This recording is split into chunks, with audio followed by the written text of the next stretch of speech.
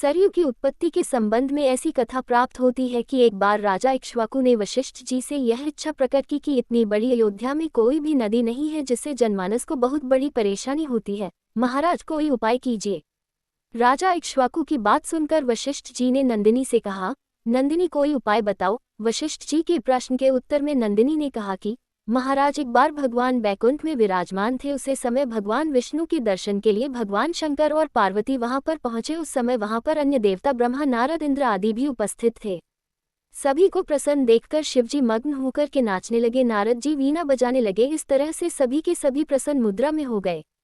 शिव जी के नृत्य को देखकर विष्णु जी अधिक प्रसन्न हुए और शिव जी से वरदान मांगने को कहा। इस पर शिव जी ने विष्णु जी से भक्ति मांगी। शंकर जी के प्रेम को देखकर विष्णु जी ने के नेत्र में खुशी के आंसू आ गए। वह आंसू जब गिरने की स्थिति में हुआ तो ब्रह्मा जी ने उसे अपने कमंडल में रोक लिया।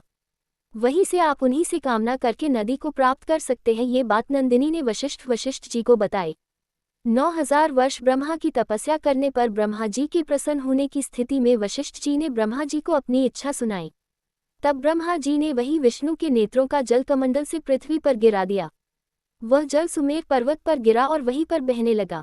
पृथ्वी तक वह जल नहीं आया। तब ऐरावत हाथी ने अपने दांतों की प्रहार से पर्वत को काटा, जिससे वह जल पृथ्वी की ओर गिरा। सुमेर पर्वत से निकलकर वह जल हरिधाम के निकट मानसरोवर में समा गया।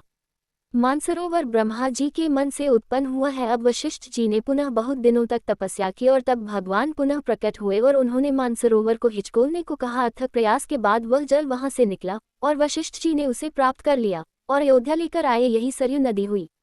विष्णु जी के नेत्र से उत्पन्न होने के कारण सरयू का एक नाम नयंजा भी है तथा वशिष्ठ जी के द्वारा पृथ्वी पर लाए जाने के कारण सरयू का एक नाम वशिष्ठी भी है। इस तरह से सरयू के 3 नाम हुए, सरयू, नयंजा और वशिष्ठी।